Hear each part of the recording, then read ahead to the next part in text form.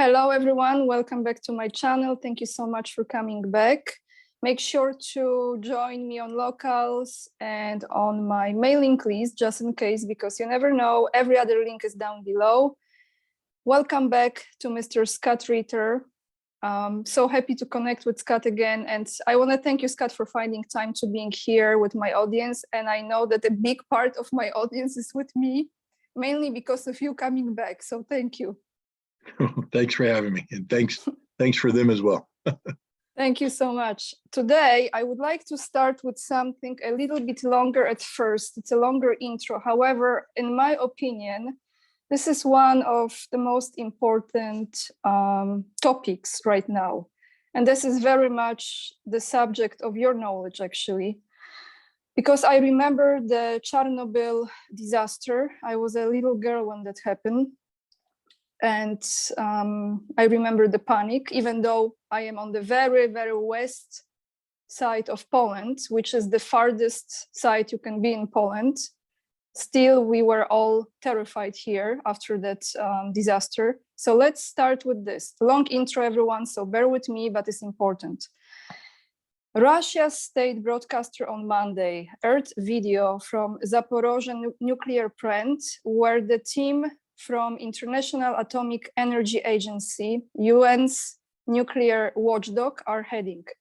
Drone shots showed no signs of damage, which are in stark contrast to the satellite imagery collected by Maxar on Monday. The satellite photos showed destruction to the roof of the building, adjacent to several of the nuclear reactors at the Zaporizhzhia plant, controlled by Russian troops.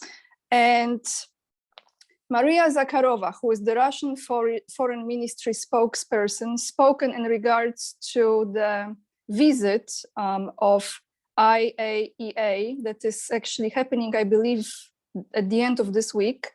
I'm quoting her.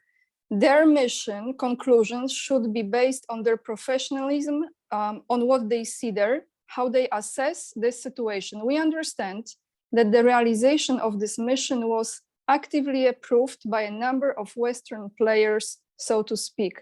One more quote, and I will end this intro.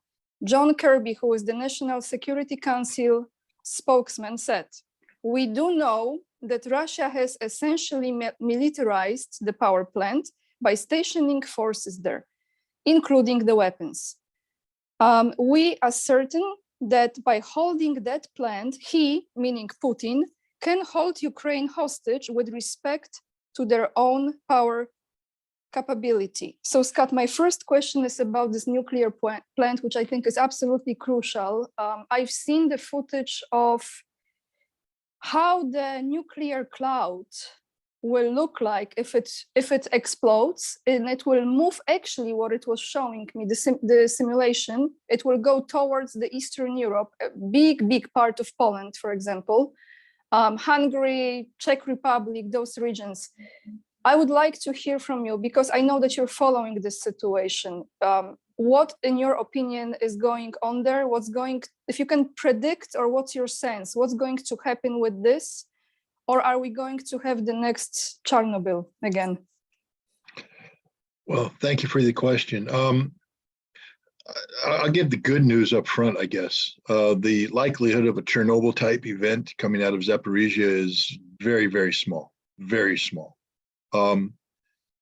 The plant is constructed to a certain standard to survive, disasters, to survive earthquakes, to survive an airplane crashing into a nuclear reactor, and to survive artillery shells. So the concept of one of these reactors being breached by Ukrainian artillery strike and setting off a Chernobyl type explosion it's virtually impossible. Virtually. I don't want to say impossible, because life has a way of aligning conditions in a way that the exception becomes the rule on occasion. And here's the thing. You don't want to be firing artillery shells at a nuclear power plant. I mean, right off the bat, that's just wrong. And for Ukraine to be doing this is criminal in nature. But the good news is the likelihood of a Chernobyl type event coming directly as a result of a nuclear shell hitting a nuclear reactor, or not a nuclear shell, an artillery shell, is very, very slim. The real danger comes in what happens if they cut off the power supply to a nuclear reactor, and at the same time they hit the diesel generators that provide the backup power. Now you have a potential problem. What happens if they breach the safety mechanisms, the monitoring, in a way that sends a false signal to the people monitoring the plant, so they think everything's okay, but something isn't okay? What happens if they breach the cooling ponds where where depleted nuclear fuel rods are being stored? Breach that, impact amongst the fuel rods, releasing radioactive material. That could be a problem. These are all real possibilities. So Ukraine's playing with fire by doing this. Now, why are they doing this? It's purely for political reasons. Do the Russians have troops at the plant? Yes, Russia has admitted they have a force of around 500 men. These men constitute a security force to protect the plant from saboteurs and from possible terrorism. We know right now in Kherson province or oblast, there's widespread terrorism being carried out by forces loyal to the Zelensky government. They're assassinating people, they're blowing up vehicles, and it's not unreasonable to assess that they could, if given the opportunity, carry out some form of nuclear terrorism by gaining access to the Zaporizhzhia nuclear power plant, acquiring a depleted uranium fuel rod, and using that, surrounding it with explosives and using that to create a dirty bomb. Indeed, that's one of the fears that Russia had early on in the special military operation. That's why Russia took control of the plant on March 3rd of this year, to deny Ukraine the possibility of carrying out that kind of nuclear terrorism. Russia claims it had intelligence that this was one of the options that the Ukrainian government was considering in terms of stopping the Russian advance. These same depleted uranium fuel rods also contain large quantities of plutonium, which, if extracted and purified, could be used to manufacture nuclear weapons. So Russia has decided, I believe rightly so, to deny the Ukrainian government access to the plutonium, not just in terms of stopping any potential Ukrainian nuclear weapons program, but also because Ukraine is a criminal nation. And I don't mean to be cruel, but it's a criminal nation. Corruption is rampant. 70% of the military aid sent to Ukraine isn't making it to the front lines. Some of that's being interdicted by the Russians, but others being sold, pocketed, somehow being used to fund the corrupt regime. And what's to say that some elements of this corrupt regime wouldn't seek to monetize plutonium by making these rods or raw plutonium available to dark forces willing to pay the price. The same people that are willing to buy a Javelin missile to assassinate European political leaders, or buy a Stinger missile to shoot down European airliners. These are criminals. These are murderers. These are terrorists. They would love to get their hands on nuclear material. So the Russians were right to take control of the facility. But when you take control, you have to secure it. So they have a 500-man unit there, but they don't put tanks. They don't put artillery. They don't put mortars. They don't put heavy weapons in the plant. They secure it, just like, I challenge anybody in Europe or the United States, please don't do it. But if you want to test my theory, try to gain access to a nuclear power plant. Go right now. Go cut through the fence. Try to walk on the plant. See what happens. In the United States, you'll be stopped by very heavily armed men wearing uniforms and sunglasses and automatic weapons who look suspiciously like soldiers, but they're not. They're a private security force. But the point is, we use paramilitary forces to protect our plants. Russia right now is protecting the plant with a military force, but it's the same concept. You secure the nuclear material. That's what Russia's doing. It doesn't pose a threat to Ukraine, so to speak. Now, you mentioned in your intro that Russia was stealing the energy produced by the Zaporizhzhia nuclear power plant. I can't speak to the future intent of Russia. I do believe that the Russians have made it clear that there is a likelihood that the pro-Russian or territories where there's a significant ethnic Russian or Russian-speaking population will be stripped away from Ukraine. Whether you want to call it Novorossiya, whatever you want to call it, it will happen. Among the territories that will be included in this will be the territories surrounding the Zaporizhzhia nuclear power plant, which means that this nuclear power plant will never again be physically controlled by the Ukrainian government. I just think that that is a reality that Ukraine is going to have to learn to accept, along with some other hard realities that are derived from their irresponsible conduct in this conflict. But there's 6 nuclear power reactors. When they were all functioning, they provided 25% of the power for Ukraine. Right now, I believe 4 of the reactors have been powered down. They're not functioning. They still have to be monitored. Understand there's nuclear fuel rods in there, but they're not generating power. 2 are continue to operate, but they've been powered down to about 50% capacity, maybe even lower now that they're being attacked. But there is some power being generated. Now, normally, I believe there were 4 power lines connecting the Zaporizhzhia nuclear power plant with the outside, connecting with the Ukrainian power grid. 3 of these have been destroyed. Only 1 remains, and it is under constant attack. The other thing is that Russia's intent is the power plant going to continue to provide power to Ukraine in the future. Let's say the war ends today, all 6 reactors come up and running. Is Russia going to let this power go to Ukraine, or is Russia going to divert some of this power or all of this power to provide power to Novorossiya? I don't know. It's Russia's call to make, and it depends on what kind of peace agreement Russia works out with Ukraine in terms of economic resources and the allocation of electricity, things of that nature. The final decision hasn't been made. But it's speculative right now for the Ukrainians to say that that's what Russia is going to do. Russia has not published a plan that says this is what our intent is. But the Ukrainians are using this as an excuse to attack the nuclear power plant, saying that we have to attack it to deny Russia the ability to steal the energy. This is absurd in the extreme. Again, no decision has been made. Go ahead. Can I ask you here what this visit from this team from United Nations is trying to accomplish? Well, that's a very good question, and only the leader of the team can answer that question. What we know is this: Ukraine, with the guidance and leadership of the United States, understand that the concept of Russia using the Zaporizhzhia nuclear power plant as a quote-unquote nuclear shield behind which it carries out military operations targeting Ukraine wasn't created by the government of Ukraine.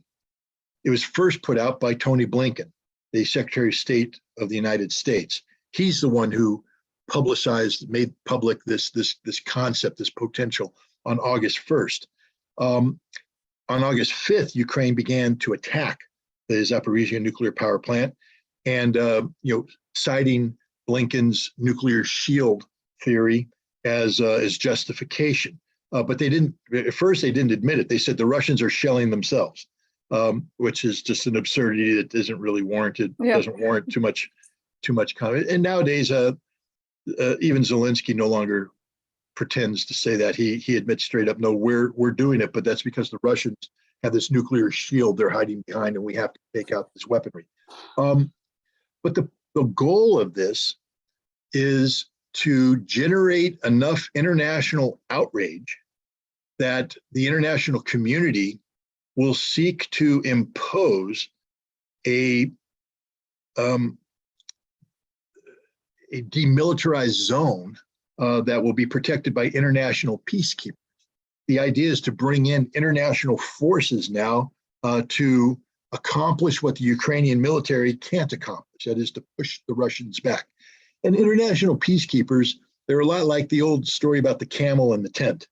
the camel sticks his nose in the tent. And if you don't smash the nose and get the camel out, and you just wait, the whole camel's going to be in pretty soon. And so the idea of getting a peacekeeping force deployed to Ukraine is just the nose of the camel. If Russia ever allowed this to happen, it wouldn't end until there's a massive peacekeeping force that pretty much freezes Russia in place and prohibits Russia from being able to carry out its stated objectives for the special military operation. So Russia's not going to play that game. They're not going to allow the peacekeeping force to be deployed. But to help mitigate against this concept gaining traction in the West, Russia will have to allow an international inspection team from the International Atomic Energy Agency access to the facility. Russia's not against this. Russia's been asking for this team to come for some time now. But the international community that claims to be supporting this visit isn't looking for this team to tell the truth. They're looking for this team to say that the current situation that the Zaporizhzhia nuclear power plant finds itself in is untenable for international peace and security, and that it can only be resolved by demilitarization, that Russian troops will have to leave and international peacekeepers will have to come in. That's the marching orders that this team has been given. Russia is hopeful that when they give the team access, they will be able to demonstrate that the plant can and has been operating safely, not just in terms of the Ukrainian workers, but also the oversight provided by the Russian Atomic Energy Agency. Russia is managing this facility. They're the ones responsible for the safe operation of this facility. And I think Russia will seek to demonstrate to this team that the facility is being managed properly and the oversight is correct and that there is no inherent safety issues. And this should undercut any concept of the need to deploy an international peacekeeping force. The danger comes when they talk about the military strikes. The IAEA has already said that, and the Secretary General said, it's not our job to ascribe responsibility for the strikes. All they're going to do is say that there has been military action targeting this plant and that military action constitutes a threat that the international community must mitigate by deploying a military force that demilitarizes, that the only way you can prevent these attacks is to deploy a peacekeeping force to demilitarize. This is the problem. And the Russians, I think, at the end of the day, are just going to have to reject this and say, no, we proved that the plant is safely operating. We proved that there is no inherent danger by Russia being in control of this plant, and that the responsibility for the attacks on the plant is solely that of the Ukrainian government. And that's what the international community should be focused on, is getting the Ukrainians to cease and desist their attacks on the Zaporizhzhia nuclear power plant. Okay, so they get this report. Well, they're going to do this report. Yeah. Russia is not agreeing with this, so they go back home to New York. How does this end? Well, they go to Vienna because they're based out of Vienna. They may be called to the Security Council in New York. But understand that the Security Council, 15 members, 5 permanent. The 5 have veto. Russia and China have veto authority. So nothing's going to happen at the Security Council. Nothing's going to happen. Now, what will the United States do and Great Britain and France do when they're confronted with the fact that any effort to get the Security Council to authorize the deployment of an international peacekeeping force to Zaporizhzhia will be thwarted by the Russians and the Chinese? The United States will then I believe, try to take this issue to Europe and to NATO and to try and gin up some sort of authority that's derived from, say, the Kosovo precedent, where the United States, together with NATO, created the notion of collective self-defense, collective security arrangements that authorized action under the United Nations Charter, even though the Security Council didn't vote on it. I think this is the step. Now, will this survive debate, discussion, and dialogue within the European community? I don't know. I know Poland will be pushing for this. Romania will be pushing for this. The Baltics will be pushing for this. France and Germany might be pushing for this, but the United States will definitely be pushing for this. But I don't think you're going to get European consensus on this. I think there will be enough defectors that you won't get it, but that won't stop them. Then they'll form an ad hoc arrangement, and they'll try to create the authority to do this. The problem is that Russia will never accede to this authority, and will just say no. And then you can't deploy a peacekeeping force unless they have a legal mandate. Peacekeepers work for a legal mandate. There has to be justification. They're not a force of occupation. Peacekeepers can only be deployed when they're invited in by all parties. They will never be invited in by the Russians, which means now, will NATO seek to convert a peacekeeping deployment mandate into an offensive mandate to secure this nuclear power plant? Now we're heading down some very dangerous territory. And again, I'm bringing up these are likely courses of action, which shows you the dangerous direction that this crisis, the trajectory it's taking. It could be resolved by the IAEA giving a purely technical report, purely technical, no political spin to it, meaning the plant is being safely monitored and operated. That's all they have to say. They can also say, we find that, the continued, attack on the facility by artillery rockets and such poses an unacceptable threat to the security and the operation of the plant. But that's it. They really can't say anything more than that. And I think, Russia will do its level best to leave it at that, to cap it right there and say, stop. But we'll see. I think we know what the intent here is. The intent is to get an international peacekeeping force deployed to Zaporizhzhia. And Russia will do whatever it takes to prevent that from happening. Okay. Thank you for this. Scott, I have a question from from my subscriber here, and I would like to read it to you. And I think it will be actually connected with my own question that I had. So let's start with this. It's from Sergey, and he says, please ask Scott Ritter what he thinks about the words of the Russian defense minister, I think is Sergei Shoigu, on August 24th, 6 months after the start of the special military operation in Ukraine.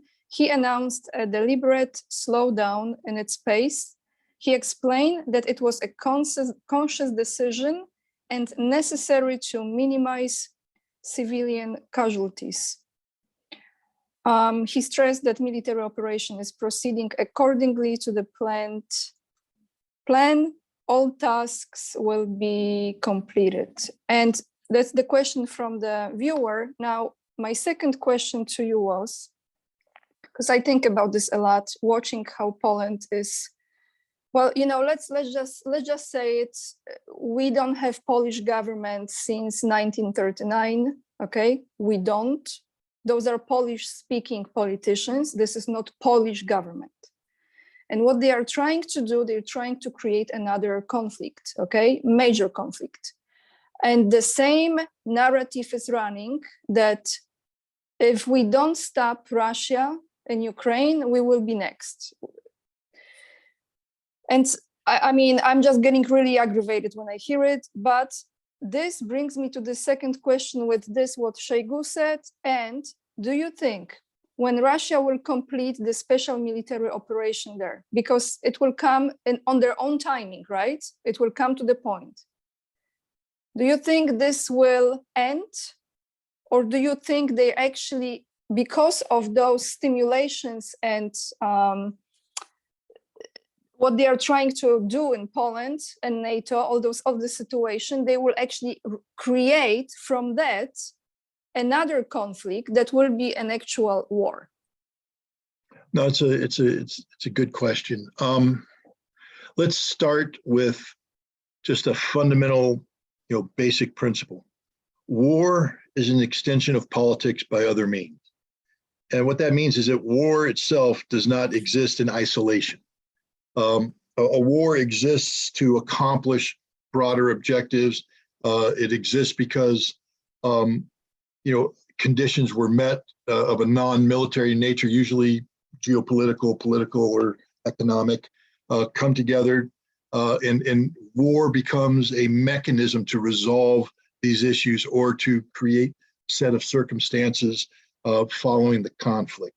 So you know, when you say this war ends, the war doesn't end because the shooting stops. The same, you know, war is part of a larger process. So at some point in time, the shooting will stop. But the war is being used to shape a geopolitical reality by either side. NATO is trying to shape a geopolitical reality that has a weakened Russia, and at the same time creates the circumstances which they can justify the continued expansion of NATO physically in terms of or geographically, but also physically in terms of its military. You know, Stoltenberg's infamous 300,000.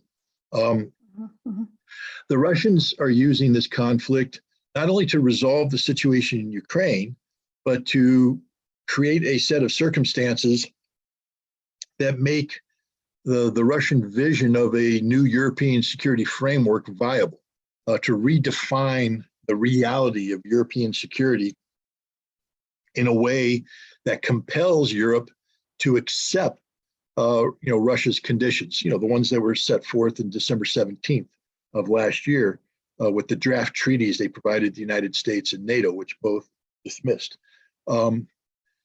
So, you know, when the shooting ends, we're going to have one of two you know, scenarios unfolding. One scenario is a weakened Russia with a strong NATO seeking to assert itself. The other one is a weakened NATO with a strong Russia seeking to redefine European security frameworks. Neither one of those is necessarily conducive to continued conflict. I actually believe that the Russian scenario is going to be the one that plays out. That Russia is going to win decisively in Ukraine, and that Russia will use this new geopolitical reality to pressure Europe into accepting most, if not all, of Russia's demands regarding a new European security framework. NATO will not be able to respond because NATO is bleeding itself white right now by supporting Ukraine. They're literally draining their arsenals. And, you know, you combine the fact that they're allowing billions of dollars of military resources to flow into Ukraine without a plan or the economic capacity to replace this material. You know, and it would be one thing if the European economy was running on all cylinders. I don't know how many cylinders European cars have. American, we say all 12 cylinders because we have big power cars. But you know, you need running on all cylinders, strong. Even then, it would be very difficult, if not impossible, for Europe to reconstitute the military capacity being given to Ukraine in a timely fashion. It would take years to rebuild, and that's what the economy functioning. Europe's economy is doing anything but functioning right now. So the idea that this dysfunctional European economy is going to be able to generate replacement military capacity to replace that which they're sending to Ukraine, at the same time to generate new military capacity to meet Stoltenberg's 300,000 man benchmark, it's fantasy. It's fantasy. Europe is gutted. Europe has no military. Europe cannot rebuild a military. So at the end of this conflict, you're going to be looking at a very weak Europe faced off against a very strong Russia. And I don't believe there's going to be a conflict. Russia's not looking for a conflict. You know, it's Polish fantasy to believe that Russia will seek to move from Ukraine to Poland. Russia has no intent on doing this, doesn't want to do it. It would be the worst thing Russia could do because that would trigger Article 5. And while Russia may prevail in a large-scale ground conflict with Europe, it isn't going to be easy. It will require general mobilization. It will be extraordinarily disruptive to the Russian economic recovery that's ongoing from both the pandemic and the sanctions. It could actually lead to the economic collapse of Russia, and for many of the relationships that Russia has developed with the world, which have rejected the Western sanction of Russia, these relationships could become strained if Russia now ends up in a war with NATO. So it's pure childish fantasy to say, oh, Russia's going to clean up Ukraine and then make a move on Europe. They're not. They have no intention to do so. This is my belief. I don't sit next to Putin. Shoigu didn't send me a text. I mean, I'll check. No text from Shoigu. So I don't know what the Russians are thinking, but logic and an understanding of Russia's history and just the way that their policies are conceived and implemented, I just don't see that there's a snowball's chance in hell that Russia would be seeking to move on to Poland after this conflict. So this is pure fear-mongering on the part of Polish politicians. And you'll hear the same thing coming out of the Baltics. 3 little puppies barking, barking, barking, but that's all they got. There's no real threat. They're barking at nothing.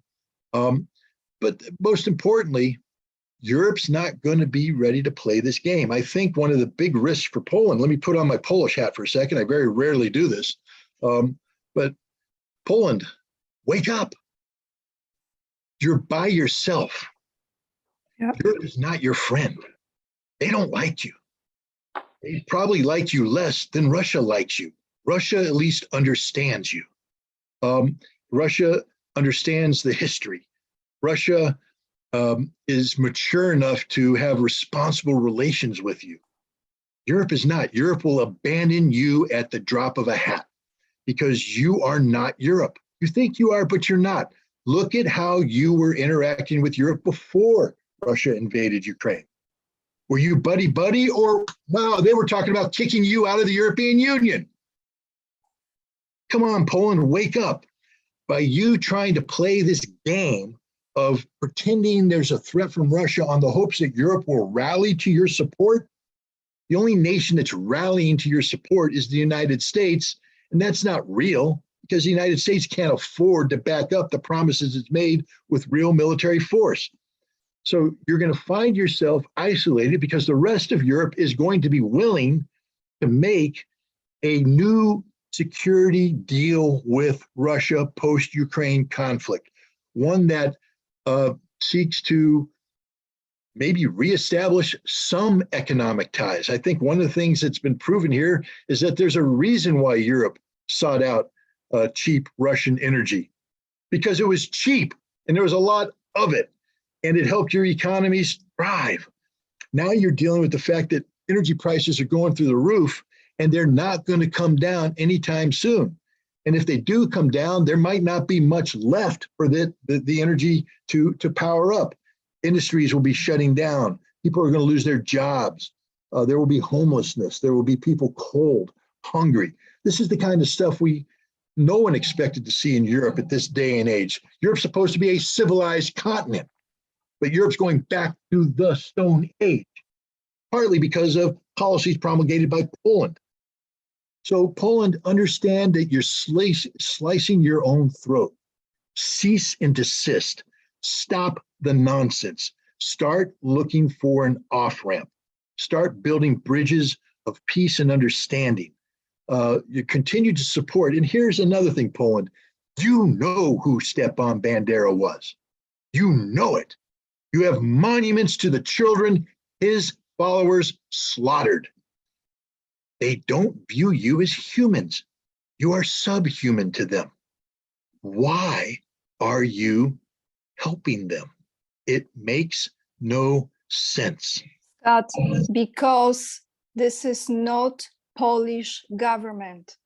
They sold out and they bought all of them mansions, all in different countries. If anything happens, they're out of here. Like, this is, I know. They don't care. They don't care. They just throw it on people. Yeah. Sikorsky is never mind. I'm not going to say bad things about people, but anyway, yes. I understand where you're coming from. These, they're what I call carpetbaggers.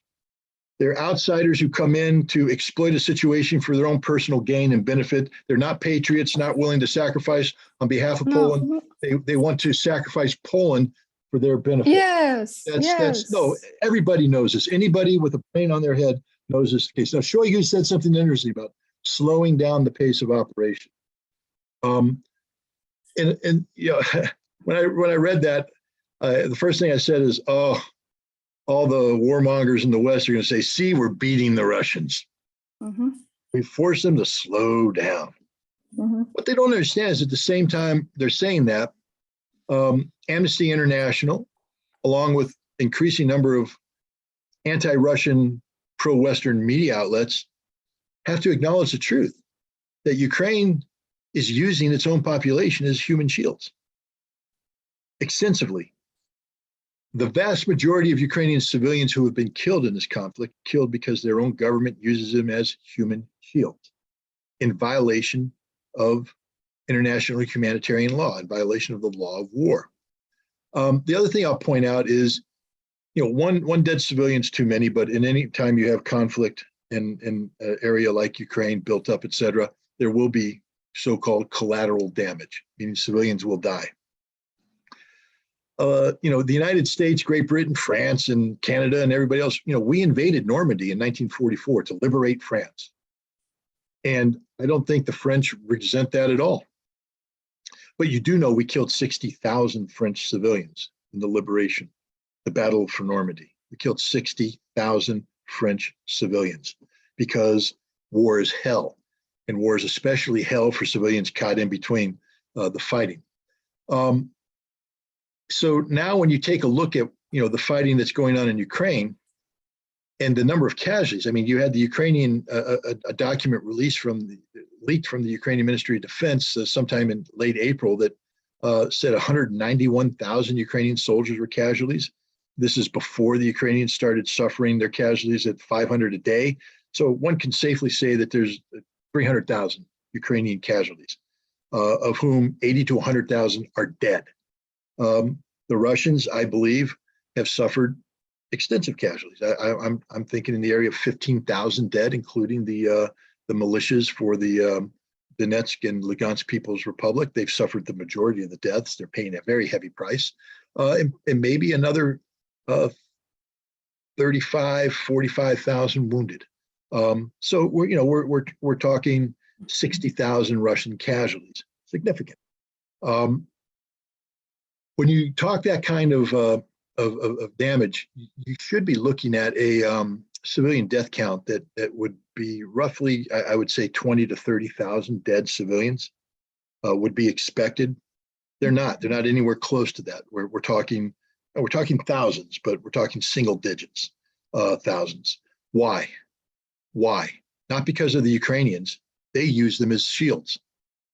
Why? Because the Russians have been assiduous in the way they prosecute this conflict. They work, they bend over backwards to save civilian lives. And now we're getting into the stage of the conflict where the Russian assault on these prepared Ukrainian defensive positions is increasingly putting Russian forces in contact with civilians being used by the Ukrainians as human shields. So the Russians have to slow things down. They have to be very careful in how they target, very careful in how they apply force. They have to make sure that they're maximizing Ukrainian military casualties while minimizing Ukrainian civilian casualties. And that's what Shoigu is doing. Anybody who's been following the fighting since Shoigu made that statement knows that Russia has not stopped its offensive. In fact, Russia is making significant gain, and Russia will continue to make significant gains. Now we're talking about a Ukrainian counteroffensive, but it's failing spectacularly, and Russia will respond to that. But the point is, the Russians have done everything humanly possible to minimize civilian casualties. They're getting no credit for it. I mean, they are doing things that no American military leader or American president would be forgiven for doing by the American people. I mean, to be frank, when we go to war, our number one priority is the preservation of American life. We weren't willing to go street to street in Mosul, even though there were tens of thousands of Iraqi civilians trapped in there to clean out ISIS. No, because Americans would die, and we couldn't have Americans dying. So we pulled back and flattened the neighborhood, killing all the civilians. But that was okay because there were some ISIS people in there, and that's what we had to do. There's been no condemnation. I mean, yes, you have the Iraqis, some of the Iraqis condemning, some others condemning, but by and large, the international community went, yeah, that's acceptable. You don't see anybody in the international community raising a red flag about the number of people we killed in Raqqa when we took that over, the Syrian city that ISIS took over of its capital. We flattened that city. Don't anybody talking about that. Even when we, in the final days, when we dropped bombs on the final ISIS positions, you'd have ISIS soldiers hiding amongst a crowd of women and children, and we dropped a bomb on them, killing them all because there were soldiers there. Nobody cried, nobody whined. I mean, a couple people went, but the U.S. military, nope, that's what we do, man. That's unfortunate collateral consequences. You don't see the Russians doing this. The Russians aren't doing this. They're not dropping bombs on civilians. They're not leveling apartment blocks. Look at the battle for Mariupol. If it had been the Marines, I love my Marines. We come up to a building and the enemy's fortified the building with multiple firing points. We flatten that building. We take it down. I'll throw our thermal barracks into the basement, collapse that son of a gun. Oh no, there were 60 civilians in there. Too bad. Life's tough being a civilian in a war zone. What do the Russians do? They send their troops forward, getting shot at, to get to the basement, form a corridor to evacuate the civilians before they assault the building. They lost men to rescue civilians. It had no military value, none whatsoever. The military value would have been to sit back and flatten the building and to say, tough luck. They didn't do that. They lose men. And in America, an American military commander would be relieved for doing this, fired, because he hazarded his troops unnecessarily. We don't give people brownie points for saving civilian lives. Man, the Russians should issue a medal just for that. A medal of courage that said, I committed an act of courage to save human civilian life in a combat environment. They'd be giving those medals out by the handful, fistful, guys who deserved it. This whole thing sickens me. Again, war is hell. Nobody should want war. But our Russophobia that exists here in the West is blinding us to the fact that the Russian military, while not perfect, I'm not going to sit here and pretend they're perfect. I'm not going to sit here and pretend that no atrocities have been committed or anything else, but those are the exceptions, not the rule. When you put humans in conflict, they do bad stuff. I'm just sorry. That's just the way it is. Even the good Russian boy, the vast majority of them continue to be good Russian boys, but every once in a while, you're going to get the bad Russian boy who takes advantage of a lawless situation. He's going to do something awful. But you know what happens? I believe he gets turned in by his own soldiers. He gets arrested by his leadership, and then he's taken off and he's dealt with in accordance with the rule of law, which means in Russia, it ain't going to be a good outcome for that soldier. He's not going to be pardoned, let free, walk out. It's over. But the Russians, as a system, as a whole, are waging this conflict in a more humane fashion than any other military on the planet would do. And they're getting no credit for it. None whatsoever. And it almost brings tears to my eyes to think of it, because I just think of the sacrifice. I couldn't think of anything more insane. If I were a Marine and someone said, Ritter, you got to go into that building that's heavily fortified and you got to get the civilians out before you can attack the building. I say, so basically you want me to attack the building twice. So I'm going to send my guys in the first time, and I can't use the suppressive fires I'd want to use because I can't hurt the civilians. I got to run across a field, exposing myself to fire, get in there, secure a corridor, which means I'm protecting the civilians with my body to get them out. Now I come back with a depleted force because I lost some guys, and now I have to attack the building again. That would just break my spirit as a warrior to have to do the same thing twice. I mean, I do it because that's the order, but it's not the preferred method. These Russians are doing this over every single building block in Mariupol was cleared in that fashion. Every single one that had civilians in there. Talk to the civilians. They say the Ukrainians wouldn't let us out. If we tried to leave, Azov shot us in the back, drove us back in there. We begged for food. We begged for water. They came down. They stole our food. They stole our water for their own benefit. So we're hungry, we're thirsty, we're dying, we're wounded, we're scared. Who saved us? The Russians. The Russians came in and saved us. You know, come on, man, that's just above and beyond. But Scott, this is like a completely different psychological training to me in military, right? It looks like, are they trained differently in the combat? I don't think so. I think this is, I really don't. I mean, I've studied the way Russians are trained.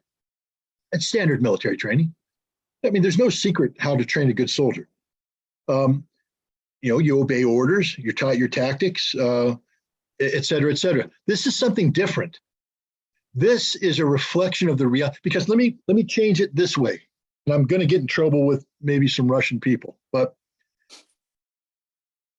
if this was Chechnya in 2000, in the first Chechen war, or in the early stages of the second Chechen war, I think you would have seen a level of brutality on the part of Russians, because they were fighting an enemy. And later on, I think Russia got more mature in the second Chechen conflict, where they started to differentiate between, you know, friendly Chechens and the bad Chechens, and they worked on winning the hearts and minds. And I think they changed their outlook. And look at what's come out of it. I mean, great relations between Russia and Chechnya today that have survived those horrific conflicts.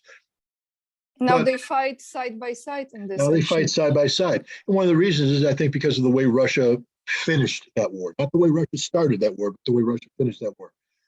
But Ukraine, these are Slavic brothers, Slavic sisters. Again, I've said it before. You scratch a Russian, you get a Ukrainian grandma. You scratch a Ukrainian, you get a Russian uncle. You know, they've just been intermingled. And so when the Russians' troops are fighting and they see families stuck in the basement, they don't see the enemy. They don't say, well, those are just Chechens. They say, that could be my mom. That could be my sister. You know, I have to treat them like my mom, treat them like my sister, treat them like family. And this is, you can't train this. This is basic humanity. It's humanity derived from the unique historical and cultural link that exists between Ukraine and Russia, that's being forgotten by the West right now because of the horrific nature of the government in Kiev, that has passed law after law after law that bans Russian language, bans Russian culture, bans everything Russian. The hatred that's shown by, or taught by, the Ukrainian government to the Ukrainian people, and some of the Ukrainian people act on it. You know, the disgusting videos that are made of the torturing of Russian soldiers, and just the vile things that are said about Russians. You know, the Ukrainians are being taught to hate Russians. The Russians are not being taught to hate the Ukrainians. Not at all. They hate the Nazis. They hate the ideology.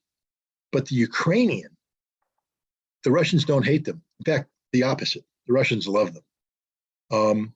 And that's why this war is so difficult for Russia. So difficult, because you're putting these soldiers through extraordinarily gut-wrenching moments. And again, you know, in Vietnam, you know, if you talk to a Vietnam veteran today about the cost of that conflict, they'll break down and cry. They're very disturbed about what they did to the Vietnamese population. But if you talk to the guy at the time, there's a callousness. No, I mean, that's a Viet Cong village. You know, we went out yesterday, and Chuck stepped on a mine, lost his leg. You know, we went out 2 weeks ago, and we had 3 guys shot by a sniper. They all live in that village. That's the enemy. That's the enemy. So we have no problem flattening that village. None. All right, you know, now you have the Russians coming up, and they lost a guy. They lost lots of guys. They come up to this town, and it's full of Ukrainians. You don't hear them saying, those are the enemy, we're going to flatten them. I have no problem. They say, oh, God, we got to get them out of there. That's mom, that's sister, that's my brother, that's my cousin, that's my nephew. Not literally, but emotionally. You know, they view that. You can't train that. You can't train that. That's, you know, again, I don't want to come off as naive. I'm not. But, you know, I hear a lot of Russian people say, that the Russian soldier is different because of the Russian soul, the Russian character. And when it comes to Ukraine, I believe that because the Russian soul and character is that Ukrainians are Slavic brothers. They're the same. They're the same historically. I mean, if you listen to Putin talk about this conflict, you know, Ukraine is a historical accident or mistake. But at the end of the day, you know, he says this is Russia. These are Russian lands, Russian people. So why would you kill haphazardly Russian people on Russian lands? You wouldn't. Again, I'm not here to say that the Russian soldier soul and character couldn't turn into the equivalent of the American soul and character in combat if put under different circumstances. The enemy is the enemy is the enemy. And we've had this conversation before. You have to dehumanize your enemy to be able to kill them. Yes. What Shoigu has done and through his actions has shown that Russia has not to this point dehumanized the Ukrainian enemy. In fact, they've done the exact opposite. They work on a daily basis to humanize the Ukrainians, to make sure that the Russian soldiers don't take lives unnecessarily, don't take lives haphazardly, and are willing to sacrifice their own life to save a Ukrainian civilian life. That's unprecedented in modern warfare. I mean, one day this war will end, and one day these stories will be told, and they'll be told to an audience that hopefully be willing and able to receive them. And when that day comes, I hope the West has the courage to extend a congratulatory hand to Russia, not for winning the war, no, but for the way they prosecuted the war. And I hope the Ukrainian people someday understand too that their government betrayed them. Their government used them as human shields. That the Russians are doing everything possible to limit the damage being done. Yeah, this is why I just hear people, why aren't the Russians blowing up the bridges? Why aren't the Russians doing this? Why aren't the Russians doing that? Again, I don't know. I don't sit with Shoigu, but I can tell you that maybe one of the reasons why they're not doing that is because they give a damn about the Ukrainian civilian. They give a damn about quality of life. That the Russians understand that one day this war will end, and the people who populate that land have to live in that land, and the less destruction that's done on the infrastructure of that land will make life that much more bearable. That life becomes unbearable if you devastate a territory. Yes. So, you know, it's frustrating, especially for people who want Russia to win this war and win this war now. But the Russians have said that they aren't driven by a calendar. They're driven by their operational requirements. And one of the operational requirements is to minimize Ukrainian civilian casualties. And for that is that slowdown. I believe it because that slowdown didn't accompany any strategic Russian pause or anything like that. It's a slowdown, I think, that is dictated by the reality of the battlefield as it currently exists, which means that there are significant populations of civilians at risk because the Ukrainian government is using them as human shields. And so Russia has to slow things down so that they don't end up killing a whole bunch. Remember, the Ukrainian government's in a very cynical period right now where they're losing the confidence of Europe. There's talk in Europe now about slowing down the arms shipments. Europe is losing confidence in Ukraine's ability to win this conflict. This is why they just launched this counteroffensive. To be seen as somehow having strength, but they just lost all their reserves thanks to this stupidity. But the Ukrainians now, I think, are going to try and show that the Russians are rapists, murderers, brutal occupiers, slaughtering innocent Ukrainian civilians. And if Russia were to continue their offensive in a manner which produced a notable increase in the number of Ukrainian civilian casualties, Ukrainians would use this to try and win over the support of Europe, to regain European enthusiasm. And so the Russians wisely aren't going to give them that ammunition. And again, if that means that they slow down the pace of operations, Russia doesn't care. Russia's not acting on a calendar. This war can go as long as it needs to go. Russia's not the one that's going to be freezing this winter. It's going to be Europe.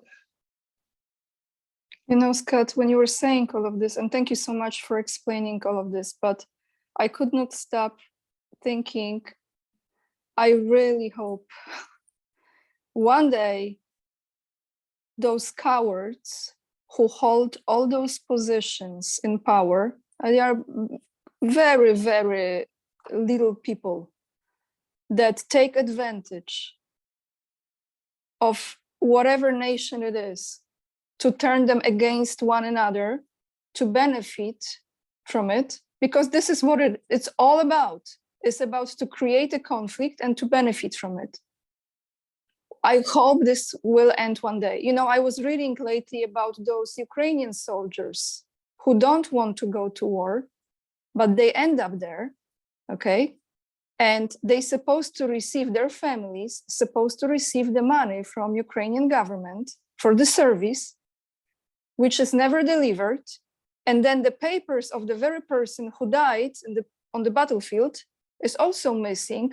So they have nothing to lean on and claim for those payments or any form of recompensation. I'm so done with this, looking at this, how they are playing all of this is absolutely sickening. My last question, actually one is very light, that will be easy, but one is about the weapons. I was thinking today to ask you this. Let's see, like it's a like when you make a movie and you have snapshots. Mm-hmm.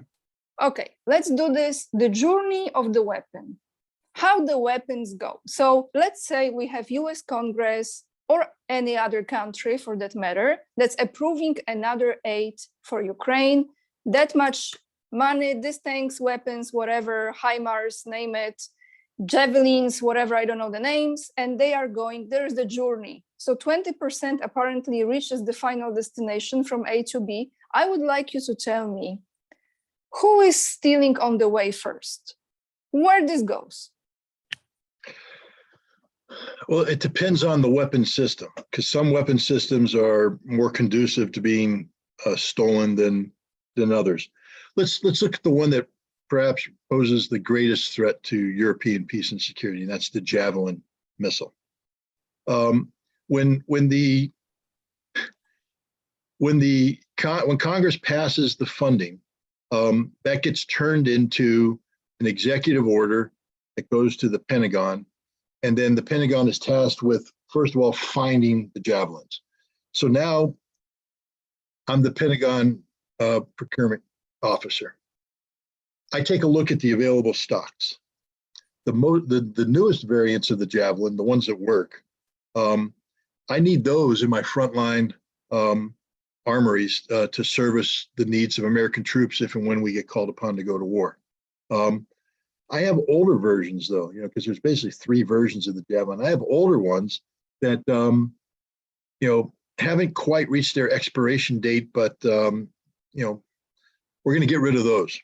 So Ukraine thinks they're getting javelins, but they're getting the worst javelins in the inventory. So I'm going to pull those aside now, and I'm going to count them, boom, boom, boom, boom, boom, boom, boom, boom, how many I have, because I'm in the American, I have to withdraw them. There's an accounting for them.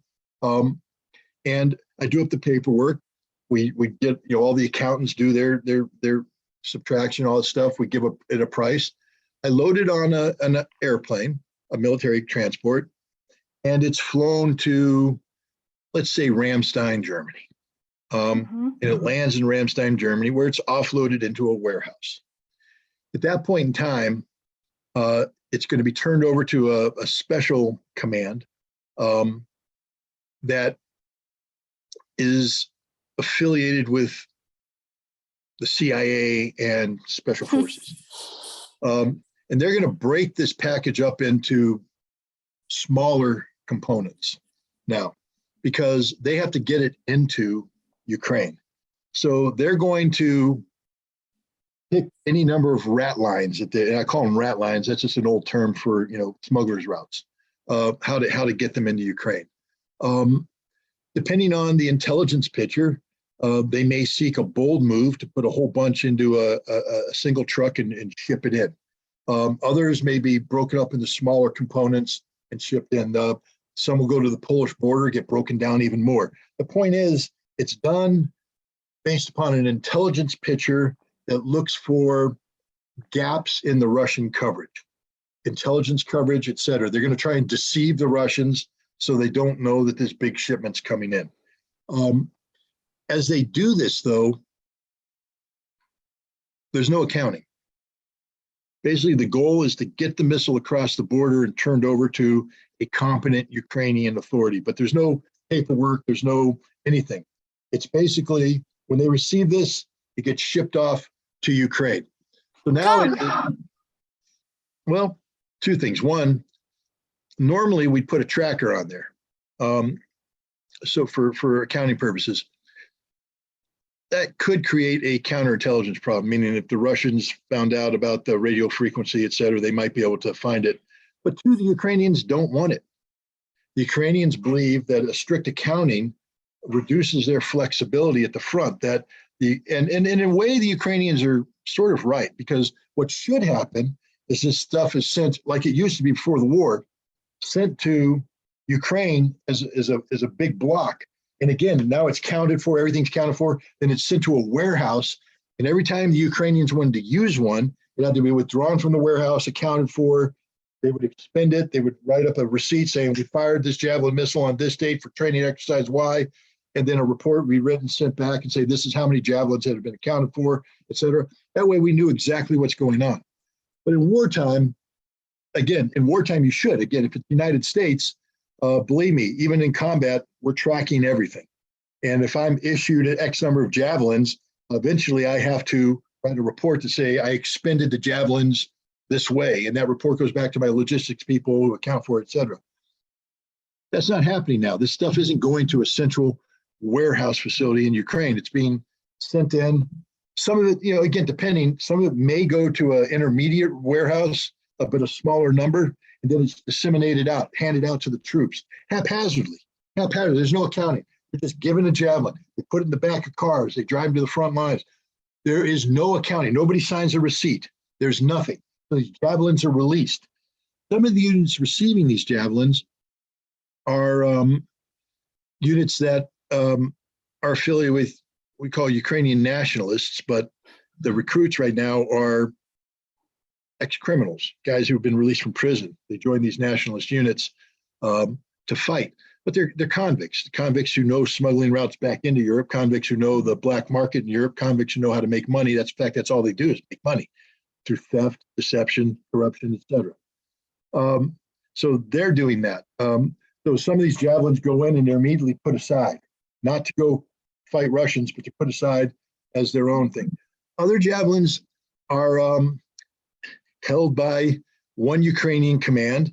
And when the other Ukrainian command says, we need Javelins, they say, how much? So they sell them. It's corruption of the highest order. Because Ukraine is a seething cesspool of corruption. Does Russia buy them too from them? Russia can buy them. I don't think Russia needs to buy a Javelin right now. Russia gets enough of them just by capturing Ukrainian positions. But the thing about the Javelin too, in the West, we sold it as the wonder weapon. I mean, early on, it was, man, you fire one Javelin, boom, you're killing one Russian tank. That may have been with some of the earlier shipments of Javelins, because I do believe we probably sent the Ukrainians our top-notch stuff early on. But the stuff that we're sending in now, it hasn't been maintained. The warheads don't function. The guidance system doesn't function. The electronics don't function. So the Ukrainian soldier comes up, fires the Javelin, and let's say it guides to the Russian tank. It doesn't explode. Or if it explodes, it's a poof, not a boom. Hits off. Or they fire it, and the little aileron malfunctions, and it starts twirling off into nowhere. And that's the case. A very high percentage of these rounds just don't work. The other thing is, as much as we like to say it's a simple thing to operate, it isn't a simple thing to operate. And we hand them out to Ukrainian troops who have received no training. So now they have a Javelin, they're in combat, and they have to get their phone and they have to Google the instructions, how to fire a Javelin. All right, pull pin A, boom, pull pin B, boom, damn it, throw it away. We're going to go on without it because we don't need it. And while they're doing that whole cell phone thing, there's a Russian drone overhead, electronic warfare drone. There's a Russian operator, and he gets this cell phone signal, and he calls in the artillery, and boom, they kill him. You know, so we think we're helping the Ukrainians by giving these weapons. I will put this, when all's said and done, the Javelin missile has probably resulted in more Ukrainian battlefield deaths than Russian battlefield deaths. That's just a guess on my part. But I'd like to be the one. I think I could run a nice little investigation that breathed life into that, because this is just incompetency on an order. And this goes on with the Stingers, etc. You know, but the other thing is that the Russians are actively searching out these weapons. You know, so we bring in HIMARS, for instance. And by the way, you know how we get HIMARS? Okay, let's say I'm Scott Ritter back in the Marine Corps, and I'm the commander of a HIMARS unit. And I think I'm going to take my unit out to the field and have our annual training. They say, oh, not so fast, Ritter. We're taking 4 of your HIMARS and we're shipping them to Ukraine. I said, but those are the ones I need to train. If we go to war, what am I going to find? Don't worry, we'll get you new HIMARS. So they're taking HIMARS from the Marine Corps and sending it to Ukraine. So they're stripping HIMARS away from the guys who are supposed to use them to defend America, and they're giving them to the Ukrainians. But here, there is accounting. Here, the HIMARS, because it's such a politically sensitive weapon, the same special forces and CIA guys are getting it into Ukraine, but there we now have contractors. CIA is very good at this. They contract out. Not so many Americans, because we don't want the embarrassment of having an American caught up in on the front lines. But we will contract out, for instance, other nations use the HIMARS. And so we'll go out and we'll find retired military personnel from other nations that have HIMARS experience, and the CIA is going to contract. And they're now going to be seconded to the Ukrainian military, where they are responsible for overseeing the maintenance and the operation of the HIMARS system. These guys also come with a nice little laptop type arrangement, more like an iPad type, super iPad, that has connectivity to American satellites. And we give them the targeting information. So we tell them when to fire, where to go, what route to take to their launch pad, how long they could stay in the launch pad, because we're detecting Russian capabilities. And so we say, here's the route in, here, you got to fire, you got to leave this route, exit this way, boom. That's all being directed by the United States with CIA or Joint Special Operations contracted personnel on the ground, working that. So the HIMARS, I don't think, is being sold. I think the Russians want to buy one, but I don't think it's being sold because it's being protected. But even under these circumstances, there's anecdotal reporting that Russia has killed up to 60% of the HIMARS that have been sent into Ukraine, and the others had to reduce their rate of operations because the Russians, once the Russians get everything has a footprint. And what I mean by that is nothing happens in isolation. To use a HIMARS, you have a vehicle. You have vehicles that have the missiles. They have to be stored someplace. When they come out, they have to come together. These are all signatures. There's so much time on the ground. There's communications taking place. These are all signatures. It's called a footprint. And initially, the Russians are unfamiliar with the footprint. So they're seeing things, but they don't know it's HIMARS related. But the Russians now, very smart. They're getting better. They're getting better. They're getting, like any professional military would, they've detected a pattern of life associated with the HIMARS, and they're able to say, that's where the HIMARS is going to be. Look for it there. We got it, boss. Wham, boom, destroy it. So now we have to change a pattern, which means you have to do things differently to create a new footprint. But that takes time. That decreases. The optimal footprint is designed to support the optimal utilization of the weapon. Once you change that footprint logistically, operationally, the effectiveness of the weapon drops, declines. So the Ukrainians have fewer HIMARS, and they're being used in a less efficient manner.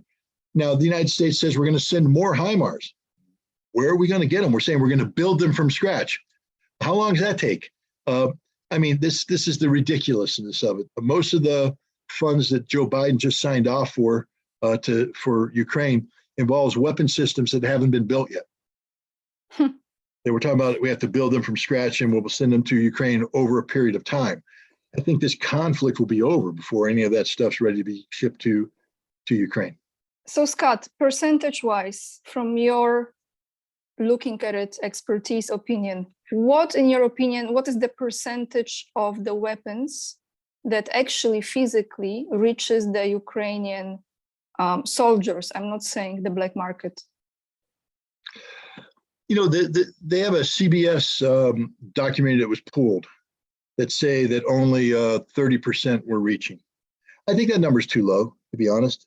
I think that number is far too low. There's too many professional people while I may not support the mission they're on, I respect them as professionals that are involved in this. I think a higher percentage of the weapons are actually making it to the front line. And I'd even put that number at over 50%, closer to 60%, are making it to the front lines. The problem isn't the logistical, getting it to the front line. I think there's some very, very competent people that are managing that. The problem is once it gets to the front line, using it in conflict. And here, I think the Russians are very good at what I said, a pattern of life, finding this stuff and killing this stuff. Most of the stuff is being destroyed on the front line. I believe more is being destroyed on the front line than is being destroyed in warehouses and things of that nature. Although a lot of the ammunition is being destroyed in warehouses and depots in the rear. But the actual weapon, the M777 howitzer, HIMARS, things like that, it's making it to the front line. Then it's dying a very unglamorous death. You don't want to be in or around anything that gets hit by modern weaponry. It's not a pretty sight. It's not a Hollywood moment. You don't get to sit there and talk to your friend holding his hands, tell my mom I love her. No, you're basically blown to bits, burned alive, and that's it. And that's what's happening to thousands of Ukrainian soldiers. They receive this equipment. Many of them have rudimentary training, which means they're not going to know how to employ it to its maximum efficiency.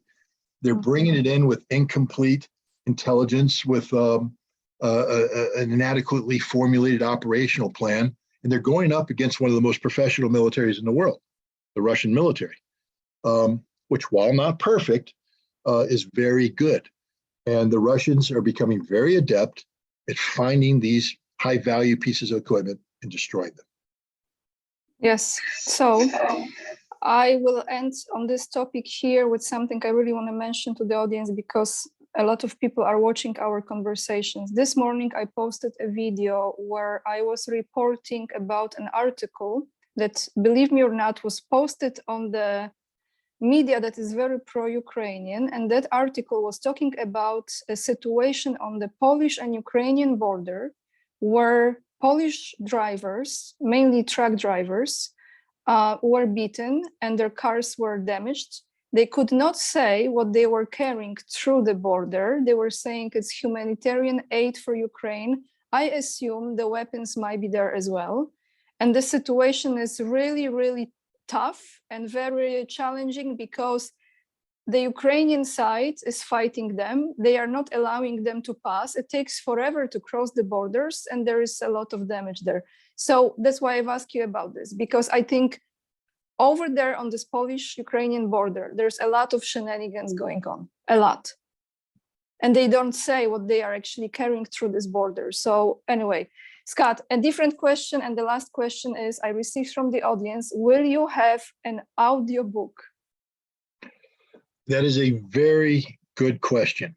The answer is, I'd like to. I think my publisher would like to as well. The question is how to make it happen. If I'm going to do an audiobook, I think I'd prefer to read it myself. You have to. Yeah, but that takes time to do it right, to do it professionally. So I'm more focused right now on getting the book published in Russia, in the Russian language. That's my number 2 priority. Number 1 priority is to continue, and thank you very much for your help, to continue to promote the book in this English language version. And to hopefully get people interested in buying the book. The next priority is, I think you and I talked about this before we came on. I'm overwhelmed by the attention that I've attracted in Russia by a Russian audience. I'm literally overwhelmed, and I don't even have a clue. My wife follows the plethora of Russian language sites that I guess they translate everything I say, and then there are endless comments to it, most of which are very complimentary. Thank you very much. Some of which aren't. That's life. But I get interrogated several times a day from my wife. She says, "Okay, well, somebody said this. They said you were wrong here. Before you speak about this subject, you need to do more research. People are listening to you. You have to be held to account. You can't just say things. You have to be 100% correct." I'm like, man, I didn't even know they were going to ask me that question. So you asked me. She's the best agent for you. Best agent. She's up. But the point is, it's overwhelming, and I mean in a good way. It's very, very touching.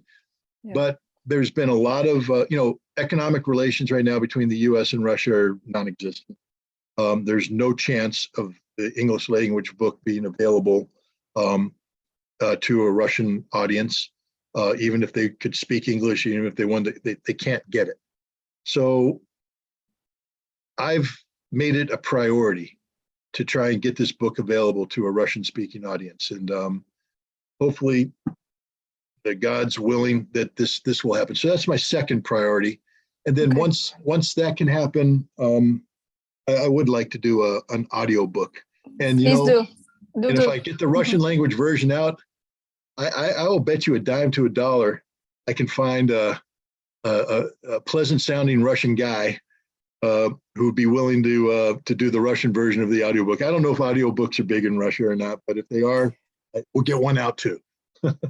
Scott, you have to, I tell you, people love listening to you, and I'm very, I'm frequency sensitive, energy sensitive, and there is something in your voice that even when you deliver such a heavy caliber informations, people don't get bored. They actually listen, like you hold the attention, like you have to record yourself this book, and audiobooks are actually much more popular than ebooks. So it's, I think, now number 1 as far as people's interest, because everyone busy and they actually prefer to listen. But people can find you on Instagram. So I want to say this, the link is below. No, Telegram. Sorry, Telegram. I'm sorry, I said Telegram. I'm not pretty enough to be on Instagram. I'm sorry, no, on Telegram. And the link to Scott's book, the latest one, also you will find down below our video. And I think that's it. I want to thank you so much for coming back today again and answering all those questions. And I want to thank you for something else that I never thank you for. I want to thank you for teaching me, and I'm still getting there, how to become a better listener. Well, thank you very much. I guess that means I talk too much, but no, because I've learned this mainly thanks to you, and I am learning so much, and I try to stay quiet most of the time because there's so much to absorb. So thank you, Scott. Well, thank you. Thanks for having me. Thank you for watching, everyone. Remember to hit the like if it gives you any value, and I'm sure it does.